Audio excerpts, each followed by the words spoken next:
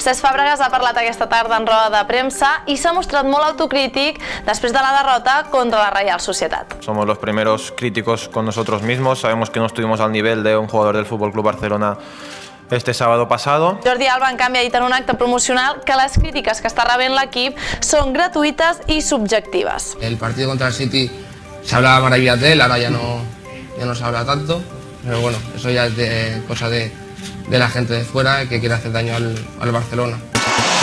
I justament en la sessió d'avui el lateral ha tornat a entrenar amb el grup. Pinto, en canvi, pateix una lumbàlgia i és dubte per diumenge. I també Isaac Cuenca s'ha fet un trencament muscular al bíceps femoral de la cama esquerra i haurà d'estar unes 4 setmanes de baixa. Bartra ha parlat a Catalunya Ràdio sobre Carles Puyol. Que la tingués a vestuari tots els anys, no? I perquè et dic, m'ha ajudat molt amb tot. Ahir el Barça va anar a dinar al restaurant Can Ferran per fer pinya i hi va assistir tot l'equip excepte Tata Martino i Víctor Valdés. Alexis ha explicat a Barça TV que llueix el dorsal nou per Ronaldo y també que en el vestidor l'anomenen Cachai. El primer día que llegué aquí, en Chile se dice mucho Cachai, es como me entiendes. Y así que se me quedó pegado y ya me dicen así. Y ya no nombro más la palabra Cachai yo, nombro ahora me entiendes, porque si no me van a seguir molestando.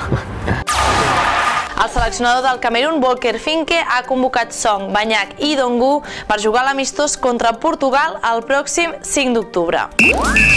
Andoni Zubizarreta i Raúl Sanllehy es van desplaçar ahir a Croàcia per negociar un possible traspàs del croat Alen Alilovic, que en principi fitxaria pel Barça B. Iniesta ha estat un dels jugadors seleccionats per Nike per provar les noves botes del model Magista. Com sempre, teniu totes aquestes notícies ampliades a la tep.cat.